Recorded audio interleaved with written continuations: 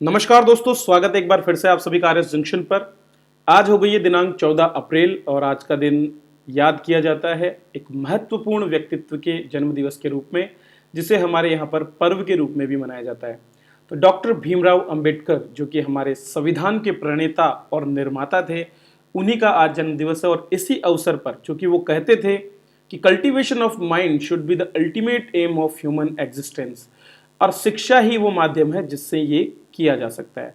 और इसी शिक्षा को बढ़ावा देने के लिए आरएस जंक्शन पर इस समय की सबसे बड़ी छूट आप सभी को मिल रही है। इनके जन्म दिवस पर फ्लैट 25% ऑफ आपको मिल रहा है और ये लाभ जो है आप ले सकते हैं भीम 25। ये कोड आप यूज करें आरएस जंक्शन पर और सभी कोर्सेज पर आपको यहाँ पर सीधे सीधे 25% की छूट आज के दिन अर्थात 14 अप्रैल को मिल रही है।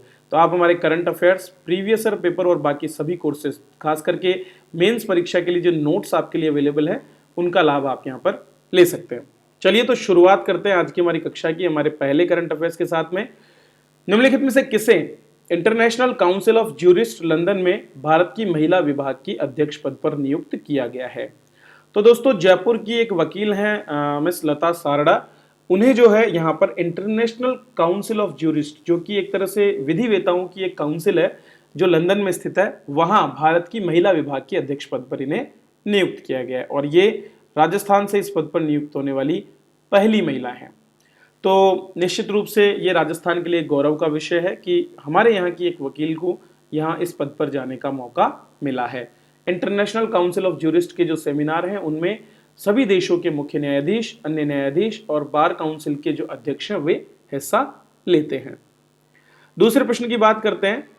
राजस्थान का कौन सा एक बांध है जिसे केंद्रीय जल आयोग द्वारा हाल ही में आइकॉनिक बांध का दर्जा दिया गया है? आइकॉनिक या प्रतिष्ठित बांध विशेष और महत्वपूर्ण बांध होते हैं जो अपने आप में अपना महत्व रखते हैं और देश की इकोनॉमी में जिनका बहुत बड़ा योगदान है। इसी क्रम में राजस्थान के चित्तौड़गढ़ स्थित राणा प्रताप सागर बांध को जो है अब आइकॉनिक बांध का दर्जा दिया गया है। देश भर के 17 ऐसे बांध थे जिन्हें केंद्रीय जल आयोग ने यह दर्जा दिया है। उनमें से राजस्थान का एकमात्र राणा प्रताप सागर बांध स्थित है। ये जो बांध है ये रावतभाटा में है और चंबल नदी पर लगभग 53 मीटर की ऊंचाई पर इसे निर्मित किया गया है। ये बांध गांधी सागर बांध से 48 किलोमीटर नीचे जो हमारा चूलिया जलप्रपात है वहां पर स्थित है। चूलिया जलप्रपात भैंसरोडगढ़ में है। इस बांध की बात करें तो ये राज्य की सबसे अधिक क्षमता वाला और सबसे लंबा बांध है, जिसे 9 फरवरी 1970 को लोकार्पित किया गया था। इसी बांध के पास में स्थित है हमारा राजस्थान का पहला परमाणु बिजली घर जो 1100 मेगावाट के लगभग बिजली का उत्पादन करता है और राजस्थान का पहला परमाणु बिजली घर भी है। हालांकि राजस्थान में अन्य परमाणु बिजली घर भी बनाए जा रहे हैं, जैसे कि बांसवाड़ा में, जिसके बारे में हम हमारी पिछली कक्षाओं में चर्चा कर चुके हैं। चलिए अगले प्रश्न की ओर बढ़ते हैं। हमारा तीसरा प्रश्न आज का। 13 और 14 अप्रैल को दूसरा महिला 20 अंतरराष्ट्रीय सम्मेलन राजस्थान के किस जिले में आयोजित किया जा रहा है? जैसा कि आप सभी जानते हैं कि दिसंबर 2022 से भारत जो है वो G20 जो है ग्रुप की अध्यक्षता कर रहा है और इसी अध्यक्षता के दौरान बहुत से कार्यक्रम आयोजित किए जा रहे हैं। इससे पहले भी उदयपुर और जोधपुर में से कई कार्यक्रम आयोजित हो चुके हैं और इसी क्रम में अब जयपुर में 13 और 14 अप्रैल को देश में दूसरा महिला 20 अंतर्राष्ट्रीय सम्मेलन आयोजित किया जा रहा है जो विशेषतः महिला सशक्तिकरण पर केंद्रित है। तो इस सम्मेलन का जो हमारा इस बार का थीम है वो है महिलाओं के नेतृत्व में विकास, समावेशी और स्थायी भविष्य विकसित करने में महिलाओं की क्षमता का लाभ उठाना। तो आज भी देखा जाए तो वर्किंग ग्रुप के रूप में महिलाओं को काफ़ी पीछे माना गया है और उनके वेतन और बाकी चीज़ों को लेकर के आज भी काफ़ी विसंगतियां मौजूद है। यहाँ तक कि भारत जैसे क्षेत्रों में तो महिलाएं ऐसे कई कार्यों में लगी रहती है जो अवैतनिक है। इन्हीं सभी चीज़ों को लेकर के इन मुद्दों पर बात करने के लिए ये सम्मेलन आयोजित किया जाएगा, जिसमें 18 G20 देशों से करीब 120 महिला नेता जिन्होंने अपने क्षेत्रों में नेतृत्व प्रदान किया है वे हिस्सा लेने वाली हैं। भारत का जो W20 एजेंडा है उसमें 5 चीज़ों पर हम ध्यान दे रहे हैं। पहला, महिला उद्यमिता, अर्थात महिलाओं के द्वारा विभिन्न व्यवसायों को शुरू किया जाना। जमीनी स्तर पर महिलाओं का नेतृत्व, ग्राउंड लेवल पर उदाहरण के लिए अगर हम बात करें पंचायती राज और बाकी स्थानों पर, तो वहां महिलाओं का एक्चुअल नेतृत्व होना चाहिए। महिलाओं को डिजिटली सशक्त बनाना ताकि उनका डिजिटल इकोनॉमी में योगदान बढ़ सके। उनकी शिक्षा और कौशल विकास पर ध्यान देना और जलवायु परिवर्तन में महिलाओं की भूमिका, ये सारे ही मुद्दे इस सम्मेलन में जो है संदर्भित किए जाएंगे। आज का चौथा प्रश्न हमारा जुड़ा हुआ है एक और महिला से। राजस्थान में नेवी में पहली महिला तकनीकी अधिकारी बनने वाली रक्षिता राठौड़ किस जिले से संबंधित है? तो ये नाम आप याद कर लीजिए जो आपको आगामी परीक्षाओं में निश्चित रूप से देखने को मिलेगा। रक्षिता राठौड़ नागौर के परबतसर की हैं और वे राजस्थान की पहली महिला तकनीकी अधिकारी बनी हैं नेवी में।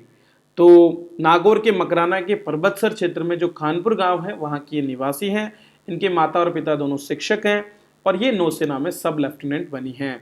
दरअसल हाल ही में नौसेना के तकनीकी अधिकारियों का पहला महिला बैच जो है वो पासिंग आउट परेड उसने पूरी की है और इन्होंने INS वलसुरा जो कि नौसेना अकेडमी है गुजरात के जामनगर में, वहां पर अपनी ट्रेनिंग पूरी की है। तो रक्षिता राठौड़ पर निश्चित रूप से आपको आने वाली परीक्षाओं में प्रश्न देखने को मिल जाएगा। चलिए अगला प्रश्न देखते हैं। देश की पहली अंडर वाटर मेट्रो का परीक्षण हाल ही में किस शहर में किया गया है? दोस्तों अंडर वाटर मेट्रो का मतलब है पानी के किसी सोर्स के नीचे से होकर के एक टनल बना करके मेट्रो को यहाँ पर जो है भेजा जाएगा। तो इसी क्रम में कोलकाता में ऐसी एक मेट्रो की जो है परियोजना चल रही है जिसके अंतर्गत जो गंगा की सहायक हुगली नदी है उस नदी के नीचे से मेट्रो रेक को हाल ही में भेजा गया है। दरअसल कोलकाता के महाकरण से हावड़ा मैदान स्टेशन तक मेट्रो रेल की रेक नंबर MR612 ने अपनी पहली यात्रा पूरी की है। देश की पहली मेट्रो रेलवे कोलकाता में ही 1984 में शुरू हुई थी। इसके बाद दूसरी मेट्रो 2002 में दिल्ली में शुरू हुई थी। भारत की पहली अंडर वाटर मेट्रो सेवा का नाम है ईस्ट वेस्ट मेट्रो कॉरिडोर परियोजना जो कि कोलकाता में बन रही है और इसी साल दिसंबर तक इसके पूरा होने की उम्मीद है। ये हुगली नदी के तल से 13 मीटर नीचे से होकर के गुजरेगी और जो हावड़ा स्टेशन है वो अब भारत का सबसे ज्यादा गहरा जो है गहराई पर स्थित स्टेशन भी बन जाएगा, 33 मीटर गहराई पर। इससे पहले दिल्ली का जो हौज खास नामक जो रेलवे स्टेशन है वो अभी तक सबसे अधिक गहराई पर स्थित था। चलिए अगले प्रश्न की बात करते हैं। स्पोर्ट्स की बात करें तो ऑर्लियंस मास्टर बैडमिंटन टूर्नामेंट का खिताब भारत के ही प्रियांशु राजावत ने जीता है जो कि 21 वर्षीय खिलाड़ी हैं। फुलेला गोपीचंद जो हैं उनकी एकेडमी से इन्होंने ट्रेनिंग ली है और ये भारत की थॉमस कप विजेता टीम का हिस्सा भी रहे थे। तो मई 2022 में भारत ने पहली बार 70 सालों के इतिहास में जो है आपका अपना पहला थॉमस कप जीतने में जो है सफलता पाई थी। तो 21 वर्षीय प्रियांशु राजावत ने इस 300 बैडमिंटन टूर्नामेंट में भाग लिया और डेनमार्क के मैग्नस जोहानसन को हरा करके ये खिताब अपने नाम किया। इससे पहले आनंद पवार एकमात्र भारतीय बैडमिंटन खिलाड़ी थे जिन्होंने किसी भी वर्ग में इस टूर्नामेंट में जीत हासिल की थी।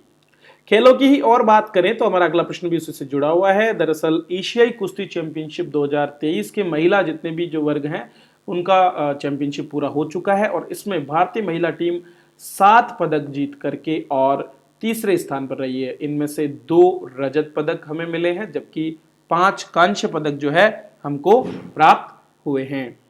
एशियाई कुश्ती चैंपियनशिप की बात करें तो ये कजाकिस्तान के अस्ताना में आयोजित की जा रही है। कजाकिस्तान आप सभी जानते हैं मध्य एशियाई देश है, ठीक है। कजाकिस्तान, तुर्किस्तान, तुर्कमेनिस्तान ये सारे मध्य एशियाई देशों में गिने जाते हैं। तो कजाकिस्तान के अस्ताना में ही इस चैंपियनशिप का आयोजन किया गया था। इसके साथ ही भारत ने महिला टीमों की रैंकिंग में तीसरा स्थान हासिल किया। अंतिम पंघल और निशा दहिया 2 ऐसे खिलाड़ी रही जिन्होंने रजत पदक जीता है। वहीं बाकी खिलाड़ियों ने जो है कांस्य पदक हासिल किया।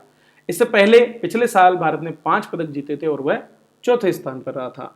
पुरुषों के मुकाबले भी चल रहे हैं जिन पर हम अगली कक्षाओं में बात करेंगे।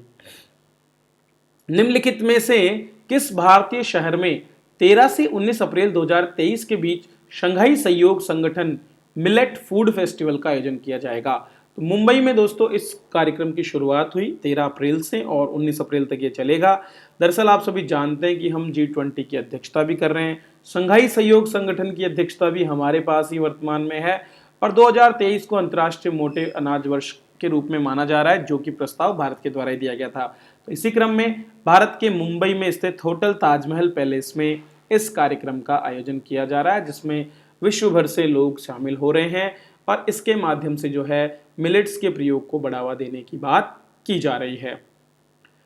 आज का हमारा अंतिम प्रश्न जो कि जुड़ा हुआ है डिफेंस सेक्टर से, तो भारतीय वायुसेना 17 अप्रैल से 5 मई तक ओरियन नामक एक अभ्यास में भाग ले रही है, जो कि फ्रांस के नेतृत्व में आयोजित किया जाएगा। तो फ्रांस की जो फ्रांसीसी वायु और अंतरिक्ष सेना है, उसके मोंट डे मॉर्सन नामक जो उनका हवाई अड्डा है, वहां पर इस अभ्यास को आयोजित किया जा रहा है। भारत की ओर से 4 राफेल, 2 C-17 ग्लोबमास्टर, 2 IL-78 और 165 हवाई योद्धा शामिल होंगे। दोस्तों, C-17 ग्लोबमास्टर आपका एक परिवहन विमान है, जबकि IL-78 विमान जो है ये हवा में ईंधन भरने के काम करता है। IL-76 की अगर हम बात करें तो ये भी एक परिवहन विमान है। 78 पर RAS 2016 में प्रश्न पूछा गया था। राफेल विमान पहली बार इसमें शामिल हो रहा है, पहली बार किसी विदेशी अभ्यास में। और इस अभ्यास में France, Germany, Greece, Italy, Netherlands, Britain, Spain और अमेरिका के साथ साथ भारतीय वायुसेना भाग ले रही है। तो ये थे आज के करंट अफेयर्स, संक्षिप्त, सारगर्भित, लेकिन आपकी तैयारी की दृष्टि से बहुत ही महत्वपूर्ण। तो जैसा कि मैंने आप सभी को बताया, आप सभी के लिए आज ऑफर अवेलेबल है 14 अप्रैल का, तो आप उसका लाभ जरूर लें और अपने करंट अफेयर्स की प्रति सुनिश्चित करें। इसी के साथ मैं आपसे विदा लेता हूं। आप हमारे टेलीग्राम चैनल को ज्वाइन कर सकते हैं, जहां पर आपको इसकी PDF अवेलेबल होती है। चलिए इसी के साथ विदा लेता हूं। धन्यवाद।